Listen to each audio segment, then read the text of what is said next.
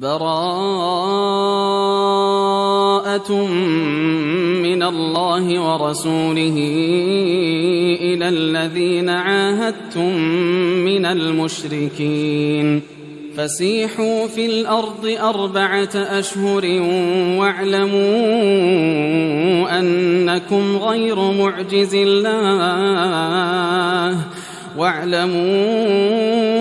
أنكم غير معجز الله وأن الله مخزي الكافرين وأذان من الله ورسوله إلى الناس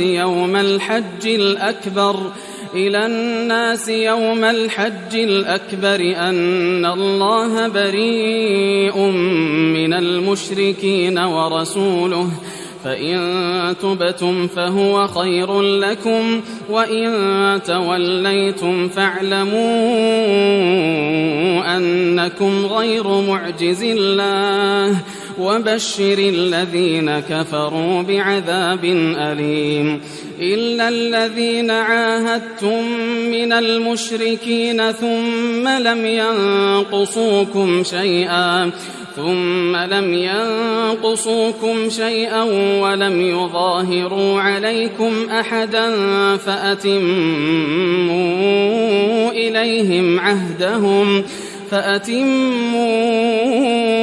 إليهم عهدهم إلى مدتهم إن الله يحب المتقين فإذا انسلخ الأشهر الحرم فاقتلوا المشركين حيث وجدتموهم وخذوهم واحصروهم واقعدوا لهم كل مرصد فإن تابوا وأقاموا الصلاة وآتوا الزكاة فخلوا سبيلهم إن الله غفور رحيم وإن أحد من المشركين استجارك فأجره حتى يسمع كلام الله ثم أبلغه مأمنه ذلك بأنهم قوم لا يعلمون كيف يكون للمشركين عهد عند الله وعند رسوله إلا الذين عاهدتم عند المسجد الحرام فما استقاموا لكم فاستقيموا لهم إن الله يحب المتقين كيف وإن يظهروا عليكم لا يرقبوا فيكم إلا ولا ذمة يرضونكم بأفواههم وتأبى قلوبهم وأكثرهم فاسقون اشتروا بآيات الله ثمنا قليلا فصدوا عن سبيله إنهم ساء ما كانوا يعملون لا يرقبون في مؤمن إلا ولا ذمة وأولئك هم المعتدون فإن تابوا وأقاموا الصلاة وآتوا الزكاة فإخوانكم في الدين ونفصل الآيات لقوم يعلمون وإن نكثوا أيمانهم من بعد عهدهم وطعنوا في دينكم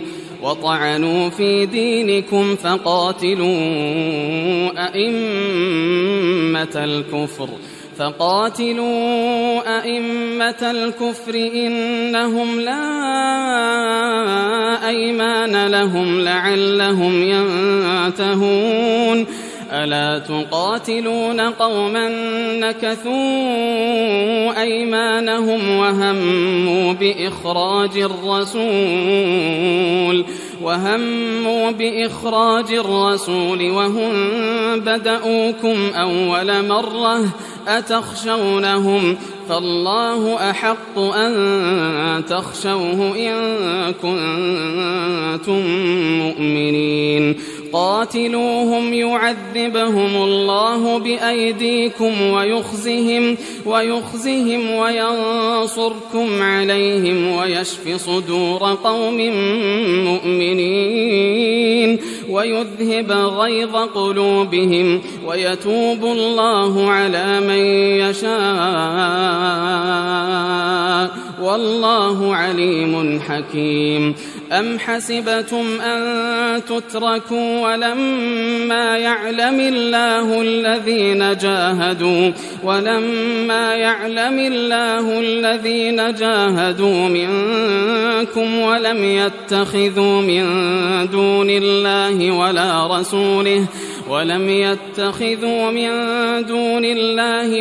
رسوله ولا المؤمنين وليجة والله خبير بما تعملون. ما كان للمشركين أن يعمروا مساجد الله شاهدين على أنفسهم بالكفر أولئك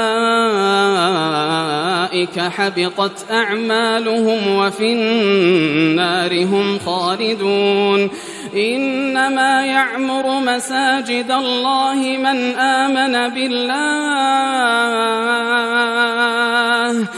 آمن بالله واليوم الآخر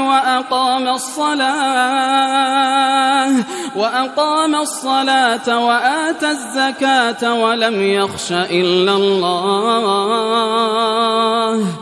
فعسى أولئك أن يكونوا من المهتدين. أجعلتم سقاية الحاج وعمارة المسجد الحرام كمن آمن بالله واليوم الآخر وجاهد في سبيل الله لا يستوون عند الله والله لا يهدي القوم الظالمين. الذين آمنوا وهاجروا وجاهدوا في سبيل الله بأموالهم وأنفسهم أعظم درجة عند الله وأولئك هم الفائزون. يبشرهم ربهم برحمة منه ورضوان وجنات لهم فيها نعيم مقيم خالدين فيها أبدا إن الله عنده أجر عظيم. يا أيها الذين آمنوا لا تتخذوا آباءكم وإخوانكم أولياء إن استحبوا الكفر على الإيمان ومن يتولهم منكم فأولئك هم الظالمون. قل إن كان آباؤكم وأبناؤكم وإخوانكم وأزواجكم وعشيرتكم وأموال اقترفتموها وتجارة تخشون كسادها ومساكن ترضونها أحب إليكم من الله ورسوله وجهاد في سبيله فتربصوا حتى يأتي الله بأمره والله لا يهدي القوم الفاسقين. لقد نصركم الله في مواطن كثيرة ويوم حنين إذ أعجبتكم كثرتكم فلم تغن عنكم شيئا وضاقت عليكم الأرض بما رحبت ثم وليتم مدبرين. ثم أنزل الله سكينته على رسوله وعلى المؤمنين وأنزل جنودا لم تروها وعذب الذين كفروا وذلك جزاء الكافرين. ثم يتوب الله من بعد ذلك على من يشاء والله غفور رحيم. يا أيها الذين آمنوا إنما المشركون نجس فلا يقربوا المسجد الحرام بعد عامهم هذا وإن خفتم عيلة فسوف يغنيكم الله من فضله إن شاء إن الله عليم حكيم. قاتلوا الذين لا يؤمنون بالله ولا باليوم الآخر ولا يحرمون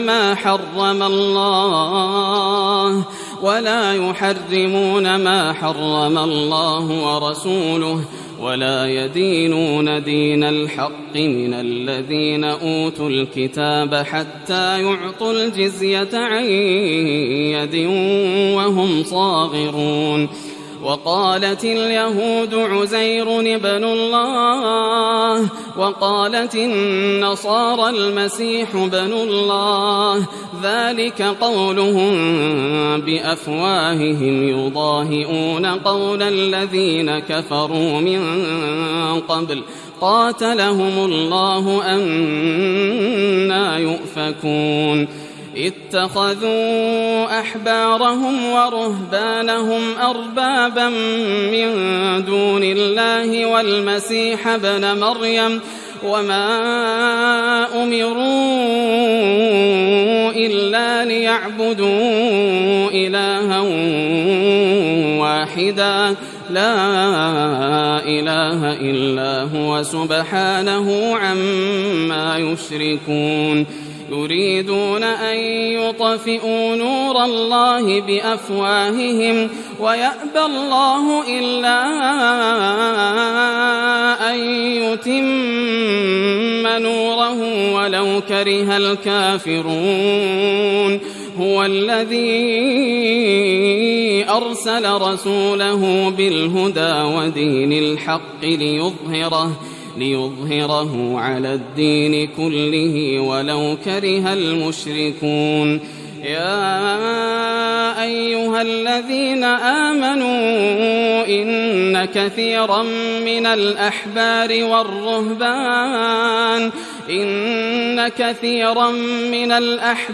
والرهبان ليأكلون أموال الناس بالباطل ويصدون عن سبيل الله. والذين يكنزون الذهب والفضة ولا ينفقونها في سبيل الله فبشرهم بعذاب أليم. يوم يحمى عليها في نار جهنم فتكوى بها جباههم وجنوبهم وظهورهم هذا ما كنزتم لأنفسكم فذوقوا ما كنتم تكنزون. إن عدة الشهور عند الله 12 شهرا في كتاب الله يوم خلق السماوات والأرض منها 4 حرم ذلك الدين القيم فلا تظلموا فيهن أنفسكم وقاتلوا المشركين كافة كما يقاتلونكم كافة واعلموا أن الله مع المتقين إنما النسيء زيادة في الكفر يضل به الذين كفروا يحلونه عاما ويحرمونه عاما ليواطئوا عدة ما حرم الله فيحلوا ما حرم الله زين لهم سوء أعمالهم والله لا يهدي القوم الكافرين يا أيها الذين آمنوا ما لكم إذا قيل لكم انفروا في سبيل الله اثاقلتم إلى الأرض أرضيتم بالحياة الدنيا من الآخرة فما متاع الحياة الدنيا في الآخرة إلا قليل إلا تنفروا يعذبكم عذابا أليما ويستبدل قوما غيركم ولا تضروه شيئا والله على كل شيء قدير إلا تنصروه فقد نصره الله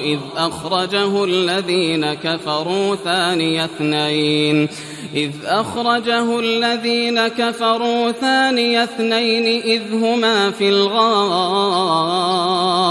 إذ يقول لصاحبه لا تحزن إن الله معنا فأنزل الله سكينته عليه وأيده بجنود لم تروها وجعل كلمة الذين كفروا السفلى وكلمة الله هي العليا والله عزيز حكيم انفروا خفافا وثقالا وجاهدوا بأموالكم وأنفسكم في سبيل الله ذلكم خير لكم إن كنتم تعلمون لو كان عرضا قريبا وسفرا قاصدا لاتبعوك ولكن بعدت عليهم الشقة وسيحلفون بالله لو استطعنا لخرجنا معكم يهلكون أنفسهم والله يعلم إنهم لكاذبون عفى الله عنك لم أذنت لهم حتى يتبين لك الذين صدقوا وتعلم الكاذبين لا يستأذنك الذين يؤمنون بالله واليوم الآخر أن يجاهدوا بأموالهم وأنفسهم والله عليم بالمتقين إنما يستأذنك الذين لا يؤمنون بالله واليوم الآخر وارتابت قلوبهم فهم في ريبهم يترددون ولو أرادوا الخروج لأعدوا له عدة ولكن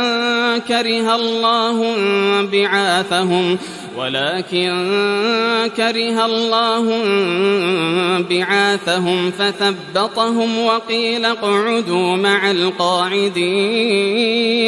لو خرجوا فيكم ما زادوكم إلا خبالا ولأوضعوا خلالكم يبغونكم الفتنة وفيكم سماعون لهم والله عليم بالظالمين لقد ابتغوا الفتنة من قبل وقلبوا لك الأمور حتى جاء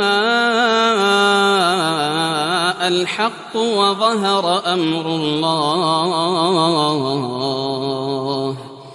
وظهر أمر الله وهم كارهون ومنهم من يقول ائذن لي ولا تفتني ألا في الفتنة سقطوا وإن جهنم لمحيطة بالكافرين إن تصبك حسنة تسؤهم وإن تصبك مصيبة يقولوا قد أخذنا أمرنا من قبل ويتولوا وهم فرحون قل لن يصيبنا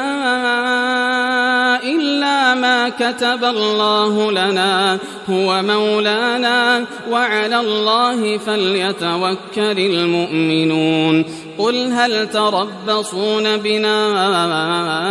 إلا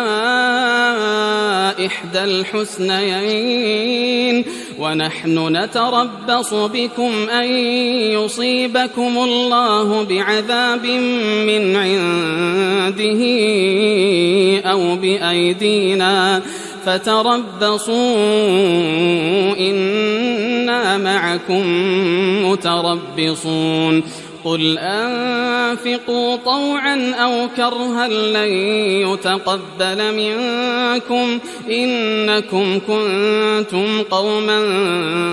فاسقين وما منعهم أن تقبل منهم نفقاتهم إلا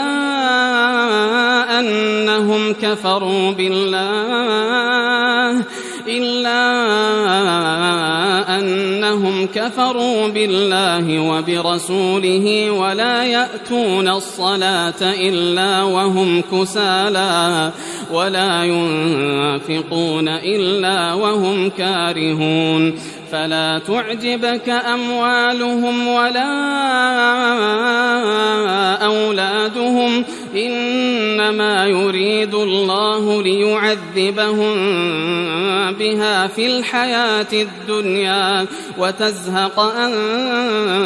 أنفسهم وهم كافرون ويحلفون بالله إنهم لمنكم وما هم منكم ولكنهم قوم يفرقون لو يجدون ملجأ أو مغارات أو مدخلا لولوا إليه وهم يجمحون ومنهم من يلمزك في الصدقات فإن أعطوا منها رضوا وإن لم يعطوا منها إذا هم يسخطون ولو أنهم رضوا ما آتاهم الله ورسوله وقالوا حسبنا الله سيؤتينا الله من فضله ورسوله إنا إلى الله راغبون إنما الصدقات للفقراء والمساكين والعاملين عليها والمؤلفة قلوبهم وفي الرقاب والغارمين وفي سبيل الله وابن السبيل فريضة من الله والله عليم حكيم ومنهم الذين يؤذون النبي ويقولون هو أذن قل أذن خير لكم يؤمن بالله ويؤمن للمؤمنين ورحمة للذين آمنوا منكم والذين يؤذون رسول الله لهم عذاب أليم يحلفون بالله لكم ليرضوكم والله ورسوله أحق أن يرضوه إن كانوا مؤمنين ألم يعلموا أنه من يحادد الله ورسوله فأن له نار جهنم خالدا فيها ذلك الخزي العظيم يحذر المنافقون أن تنزل عليهم سورة تنبئهم بما في قلوبهم قل استهزئوا إن الله مخرج ما تحذرون ولئن سألتهم ليقولن إنما كنا نخوض ونلعب قل أبالله وآياته ورسوله كنتم تستهزئون لا تعتذروا قد كفرتم بعد إيمانكم إن نعف عن طائفة منكم نعذب طائفة بأنهم كانوا مجرمين المنافقون والمنافقات بعضهم من بعض يأمرون بالمنكر وينهون عن المعروف ويقبضون أيديهم نسوا الله فنسيهم إن المنافقين هم الفاسقون وعد الله المنافقين والمنافقات والكفار نار جهنم خالدين فيها هي حسبهم ولعنهم الله ولهم عذاب مقيم كالذين من قبلكم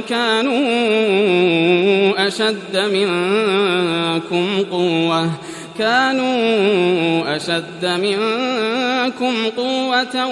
وأكثر أموالا وأولادا فاستمتعوا بخلاقهم فاستمتعتم بخلاقكم كما استمتع الذين من قبلكم بخلاقهم وخضتم كالذي خاضوا أولئك حبطت أعمالهم في الدنيا والآخرة وأولئك هم الخاسرون ألم يأتهم نبأ الذين من قبلهم قوم نوح وعاد وثمود وقوم إبراهيم وأصحاب مدين والمؤتفكات أتتهم رسلهم بالبينات فما كان الله ليظلمهم ولكن كانوا أنفسهم يظلمون والمؤمنون والمؤمنات بعضهم أولياء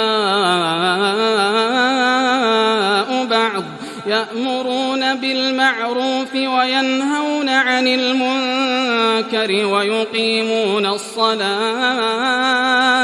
ويقيمون الصلاة ويؤتون الزكاة ويطيعون الله ورسوله أولئك سيرحمهم الله إن الله عزيز حكيم. وعد الله المؤمنين والمؤمنات جنات تجري من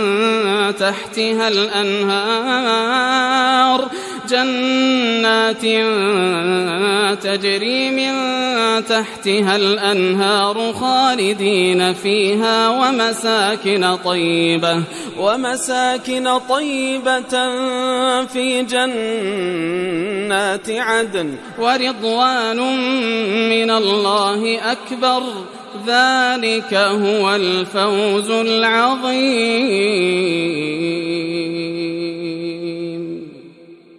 يا أيها النبي جاهد الكفار والمنافقين واغلظ عليهم ومأواهم جهنم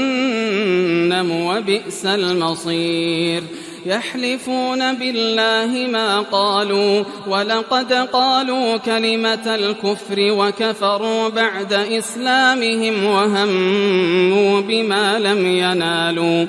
وما نقموا إلا أن أغناهم الله ورسوله من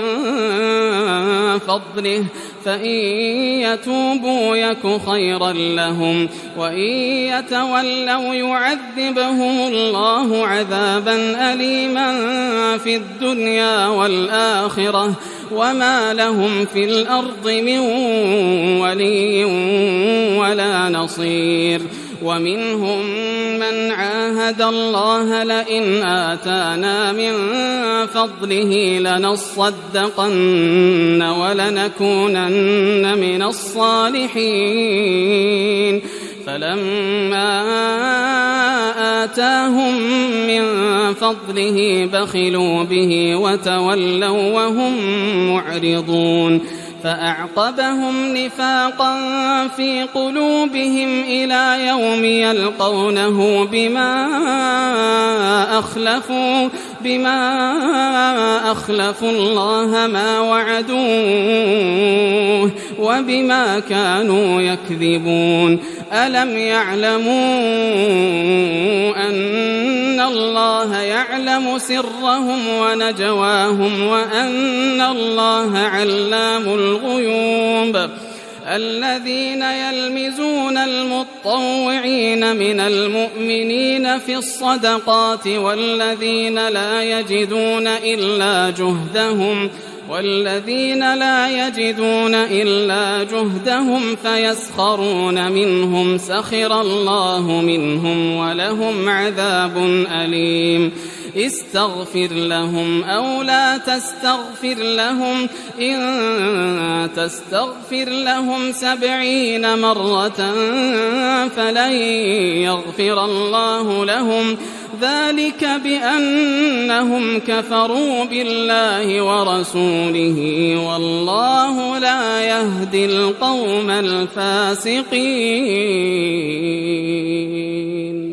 فرح المخلفون بمقعدهم خلاف رسول الله وكرهوا أن يجاهدوا بأموالهم وأنفسهم في سبيل الله وقالوا لا تنفروا في الحر قل نار جهنم أشد حرا لو كانوا يفقهون. فليضحكوا قليلا وليبكوا كثيرا جزاء بما كانوا يكسبون. فإن رجعك الله إلى طائفة منهم فاستأذنوك للخروج فقل لن تخرجوا معي أبدا ولن تقاتلوا معي عدوا إنكم رضيتم بالقعود أول مرة فاقعدوا مع الخالفين. ولا تصل على أحد منهم مات أبدا ولا تقم على قبره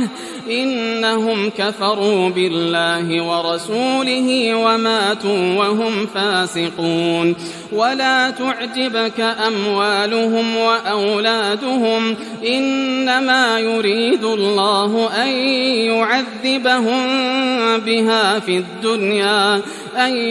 يعذبهم بها في الدنيا وتزهق أنفسهم وهم كافرون وإذا أنزلت سورة أن آمنوا بالله وجاهدوا مع رسوله استأذنك أولو الطول منهم وقالوا ذرنا نكن مع القاعدين رضوا بأن يكونوا مع الخوالف وطبع على قلوبهم فهم لا يفقهون لكن الرسول والذين آمنوا معه جاهدوا بأموالهم وأنفسهم وأولئك لهم الخيرات وأولئك هم المفلحون أعد الله لهم جنات تجري من تحتها الأنهار خالدين فيها ذلك الفوز العظيم وجاء المعذرون من الأعراب ليؤذن لهم وقعد الذين كذبوا الله ورسوله سيصيب الذين كفروا منهم عذاب أليم ليس على الضعفاء ولا على المرضى ولا على الذين لا يجدون ما ينفقون حرج إذا نصحوا لله ورسوله ما على المحسنين من سبيل والله غفور رحيم ولا على الذين إذا ما أتوك لتحملهم قلت لا أجد ما أحملكم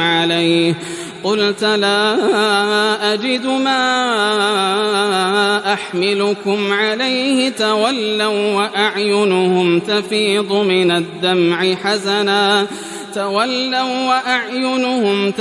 من الدمع حزنا ألا يجدوا ما ينفقون إنما السبيل على الذين يستأذنونك وهم أغنياء رضوا بأن يكونوا مع الخوالف وطبع الله على قلوبهم فهم لا يعلمون يعتذرون إليكم إذا رجعتم إليهم قل لا تعتذروا لن نؤمن لكم قد نبأنا الله من أخباركم وسيرى الله عملكم ورسوله ثم تردون إلى عالم الغيب والشهادة فينبئكم بما كنتم تعملون سيحلفون بالله لكم إذا انقلبتم إليهم لتعرضوا عنهم فأعرضوا عنهم إنهم رجس ومأواهم جهنم جزاء بما كانوا يكسبون يحلفون لكم لترضوا عنهم فإن ترضوا عنهم فإن الله لا يرضى عن القوم الفاسقين الأعراب أشد كفرا ونفاقا وأجدر ألا يعلموا حدود ما أنزل الله على رسوله والله عليم حكيم. ومن الأعراب من يتخذ ما ينفق مغرما ويتربص بكم الدوائر عليهم دائرة السوء والله سميع عليم. ومن الأعراب من يؤمن بالله واليوم الآخر ويتخذ ما ينفق قربات عند الله وصلوات الرسول ألا إنها قربة لهم سيدخلهم الله في رحمته إن الله غفور رحيم. والسابقون الأولون من المهاجرين والأنصار والذين اتبعوهم بإحسان رضي الله عنهم ورضوا عنه وأعد لهم جنات تجري تحتها الأنهار خالدين فيها أبدا ذلك الفوز العظيم. وممن حولكم من الأعراب منافقون ومن أهل المدينة مردوا على النفاق لا تعلمهم نحن نعلمهم سنعذبهم مرتين ثم يردون إلى عذاب عظيم. وآخرون اعترفوا بذنوبهم خلطوا عملا صالحا وآخر سيئا عسى الله أن يتوب عليهم إن الله غفور رحيم. خذ من أموالهم صدقة تطهرهم وتزكيهم بها وصل عليهم إن صلاتك سكن لهم والله سميع عليم. ألم يعلموا أن الله هو يقبل التوبة عن عباده ويأخذ الصدقات وأن الله هو التواب الرحيم. وقل اعملوا فسيرى الله عملكم ورسوله والمؤمنون وستردون إلى عالم الغيب والشهادة فينبئكم بما كنتم تعملون. وآخرون مرجون لأمر الله إما يعذبهم وإما يتوب عليهم والله عليم حكيم.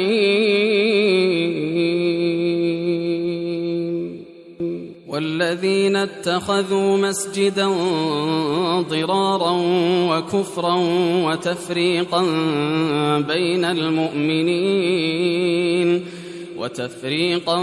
بين المؤمنين وإرصادا لمن حارب الله ورسوله من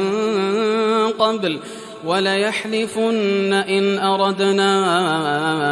إلا الحسنى والله يشهد إنهم لكاذبون. لا تقم فيه أبدا لمسجد أسس على التقوى من أول يوم أحق أن تقوم فيه رجال يحبون أن يتطهروا والله يحب المطهرين. أفمن أسس بنيانه على تقوى من الله ورضوان خير أم من أسس بنيانه على شفا جرف هار فانهار به في نار جهنم والله لا يهدي القوم الظالمين. لا يزال بنيانهم الذي بنوا ريبة في قلوبهم إلا أن تقطع قلوبهم والله عليم حكيم إن الله اشترى من المؤمنين أنفسهم وأموالهم بأن لهم الجنة يقاتلون في سبيل الله فيقتلون ويقتلون وعدا عليه حقا في التوراة والإنجيل والقرآن ومن أوفى بعهده من الله فاستبشروا ببيعكم الذي بايعتم به وذلك هو الفوز العظيم التائبون العابدون الحامدون السائحون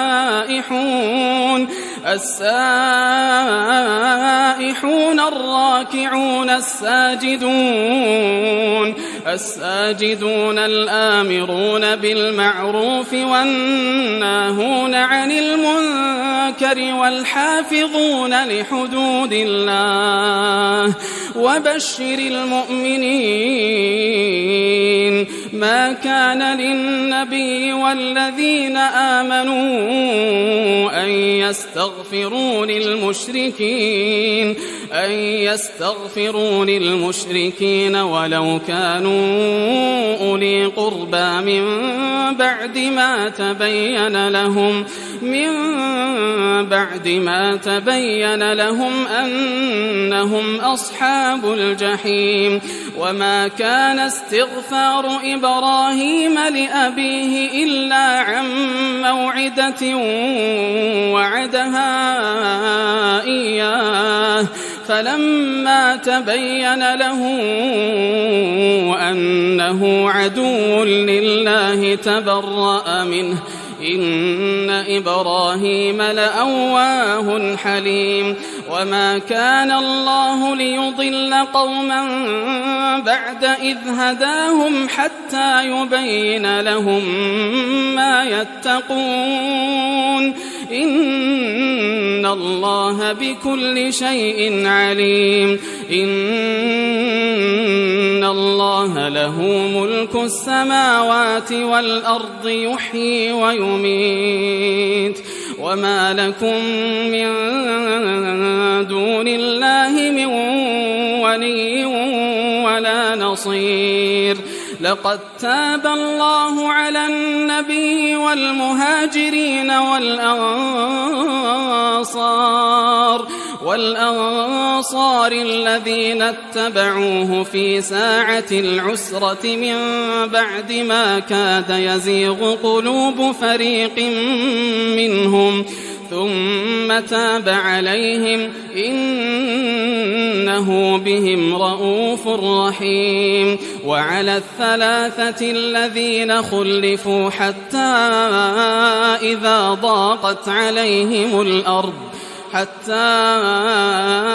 إذا ضاقت عليهم الأرض بما رحبت وضاقت عليهم أنفسهم وظنوا أن لا ملجأ من الله إلا إليه ثم تاب عليهم ليتوبوا إن الله هو التواب الرحيم يا أيها الذين آمنوا اتقوا الله وكونوا مع الصادقين ما كان لأهل المدينة ومن حولهم من الأعراب أن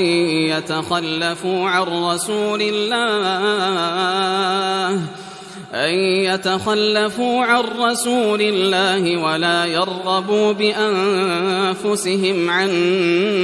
نفسه ذلك بأنهم لا يصيبهم ظمأ ولا نصب ولا مخمصة في سبيل الله ولا يطؤون موطئا يغيظ الكفار ولا ينالون من عدو نيلا إلا كتب لهم به عمل صالح إن الله لا يضيع أجر المحسنين ولا ينفقون نفقة صغيرة ولا كبيرة ولا يقطعون واديا إلا كتب لهم ليجزيهم الله أحسن ما كانوا يعملون وما كان المؤمنون لينفروا كافة فلولا نفر من كل فرقة منهم طائفة ليتفقهوا في الدين ولينذروا قومهم إذا رجعوا إليهم لعلهم يحذرون يا أيها الذين آمنوا قاتلوا الذين يلونكم من الكفار وليجدوا فيكم غلظة واعلموا أن الله مع المتقين وإذا ما أنزلت سورة فمنهم من يقول أيكم زادته هذه إيمانا فأما الذين آمنوا فزادتهم إيمانا وهم يستبشرون وأما الذين في قلوبهم مرض فزادتهم رجسا إلى رجسهم وماتوا وهم كافرون أولا يرون أنهم يفتنون في كل عام مرة أو مرتين ثم لا يتوبون ولا هم يذكرون وإذا ما أنزلت سورة نظر بعضهم إلى بعض هل يراكم من أحد ثم صرف الله قلوبهم بأنهم قوم لا يفقهون لقد جاءكم رسول من أنفسكم عزيز عليه ما عنتم حريص عليكم بالمؤمنين رؤوف رحيم فإن تولوا فقل حسبي الله لا إله إلا هو عليه توكلت وهو رب العرش العظيم